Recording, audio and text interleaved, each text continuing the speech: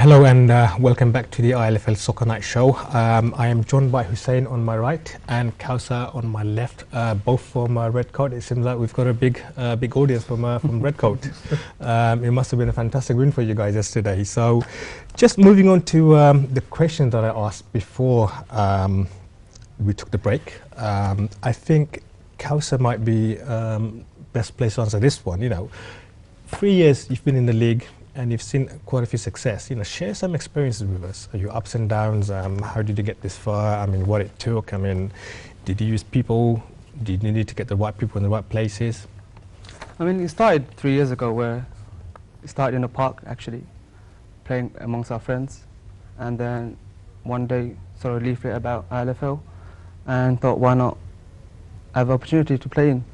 So then we started talking amongst us, and from there on recruited a few players, and then entered the league and see how far we can go, basically. And then the first year done pretty well, came third, and then during the period there was ups and downs, of course, because a new team, you're not sure how one another plays. And once we established halfway through the season, then we thought, why not try to progress to, say, a second season. So following season we recruited outside. I had to. There was no choice, because the level of performance from other teams in ILFL, when I saw the teams play, was difference between us and them was huge, the gap.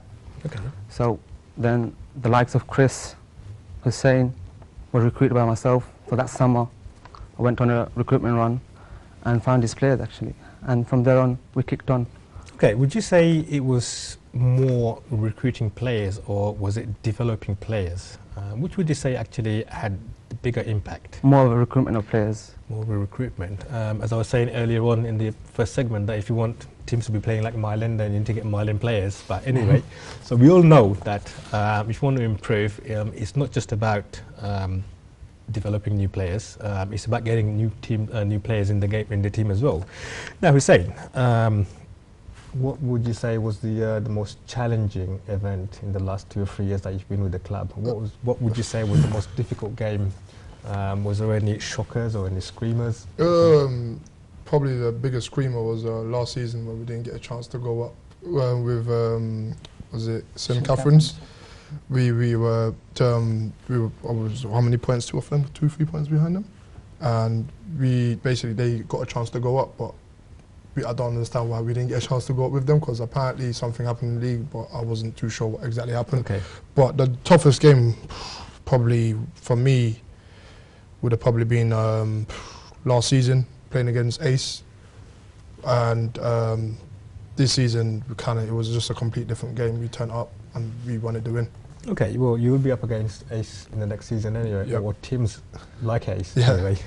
Chris, what preparations are you making for the Premier side anyway? Are you going to be going on a recruitment drive again? Or? I think first and foremost, the most important thing is to keep hold of the players that we've got, because obviously we've built up that unit now. Everybody knows each other, the team spirit is there, and like I said, from yesterday's performance, that's hopefully a sign of things to come. Great season, come off the back of a double winning season, so keep those players together. But of course, if you do want to improve, you are going to need to recruit players. So if there are good players out there that fit into our system, the way we play, of course we'll be trying to get them players. Okay, Terry, I'm going to bring you into this.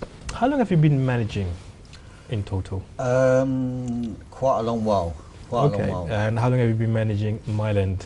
Myland is about, I think it's 9-10 years, but it was, before that it was called Lita Sports. Okay.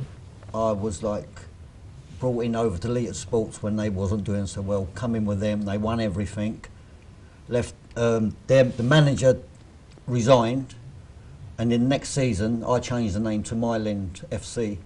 Okay. And that's how it's been. So you must have seen a lot of ups and downs. I mean, what I'm really trying to get to is that we've got a team here that's just recently been promoted into the Premier side of the ILFL League, and you've been in the Premier side of the Hackney and Leighton for a number of years now. Yeah. I mean, what advice do you have for a team that just recently got promoted? How do they stay in that division and not get relegated? It's hard. Very hard. I can imagine so. When I look back, when you've got a team struggling, it's hard to get players. You'll talk to them on a Saturday, then they don't turn up on a Sunday. When you've got a successful side, it more or less runs itself. Yeah. You know, but it is hard. It is hard being a manager, especially starting off too. Like, you know, how I learnt my trade was from 7-a-side, 9-a-side, then up to 11-a-side. I learned everything. Yeah. Tiny steps. Yeah. And you got there eventually. I And got now there you're the eventually, yeah. champions of the Interleague Champions That's Cup how I now. got notes in the floodlit. Someone approached me from Leiter Sports, who was, at the time was a big name, and that's when I went with them, you know.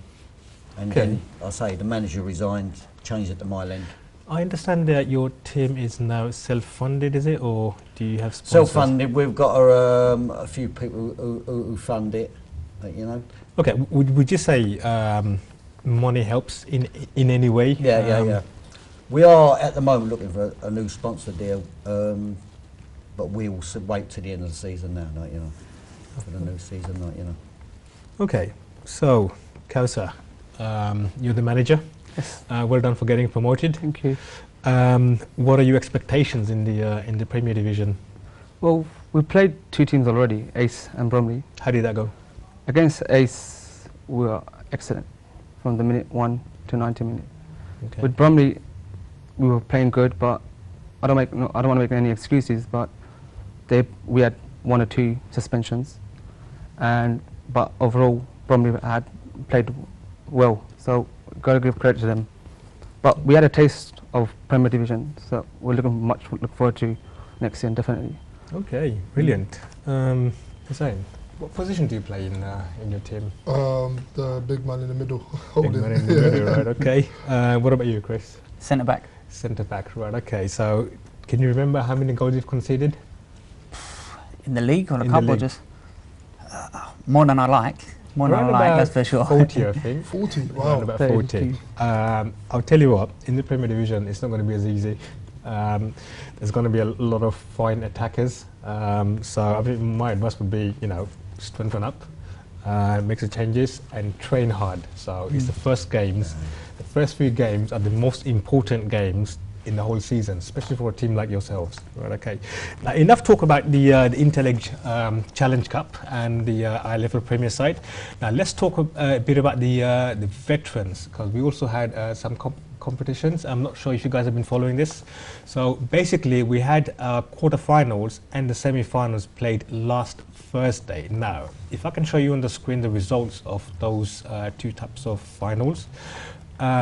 ELS and Workhouse drew. It went into penalties, and Workhouse Vets actually won 2-1 after the penalty shootout.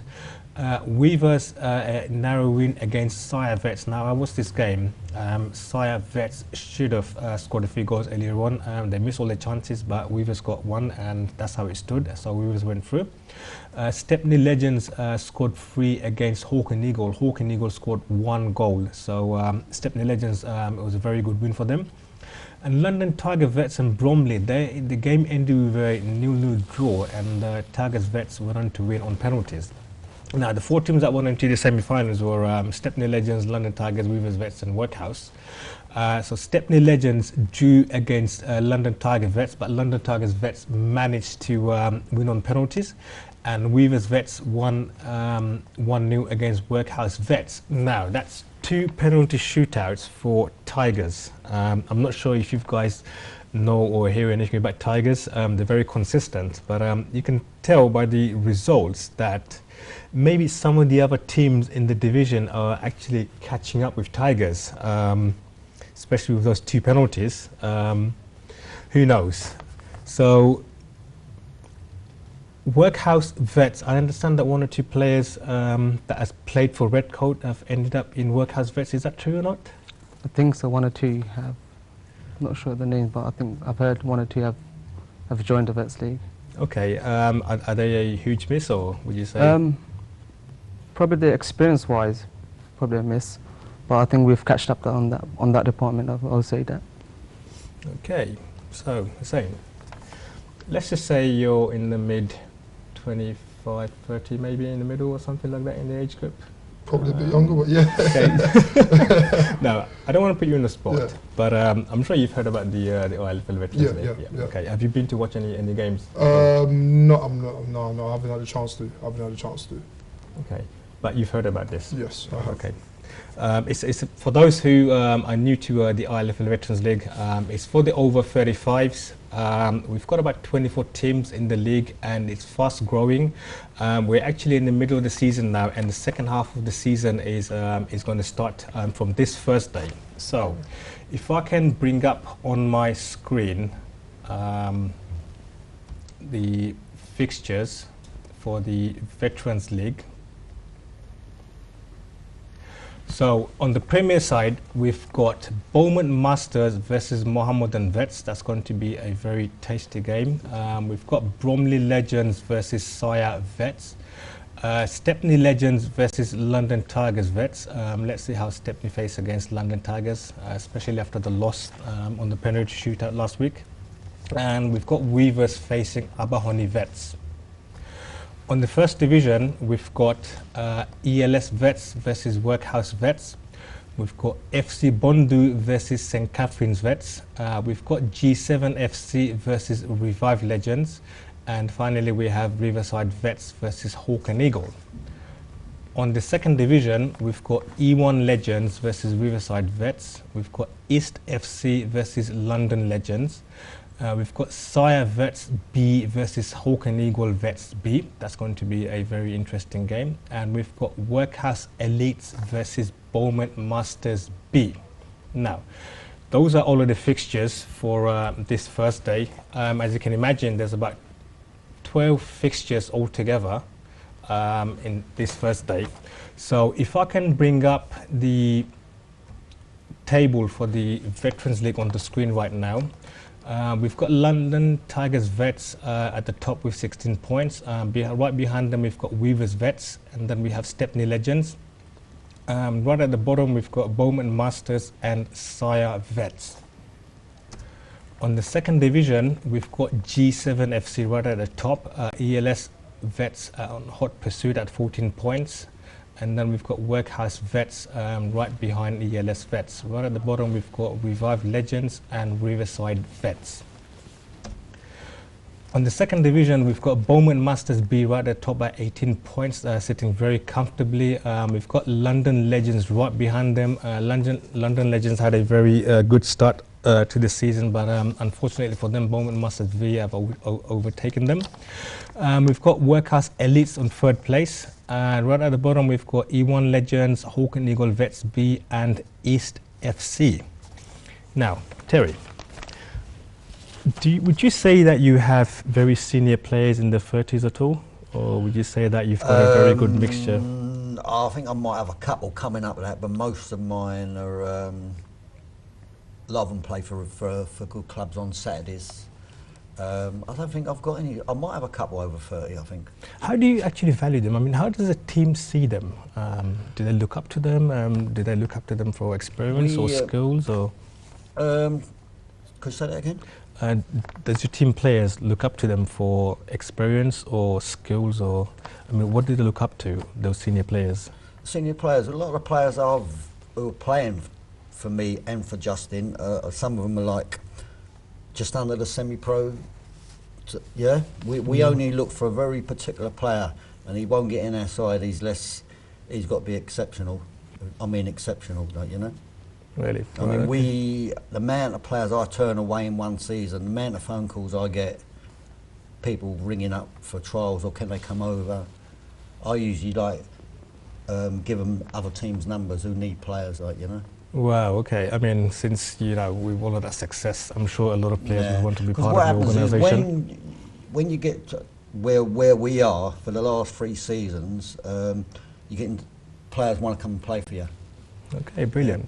Okay, I'll tell you what, this is all we have time for on this segment. Don't go away, we're going to take a short break. After the break, we will be talking about some of the other ILFL projects, so see you in a few minutes' time.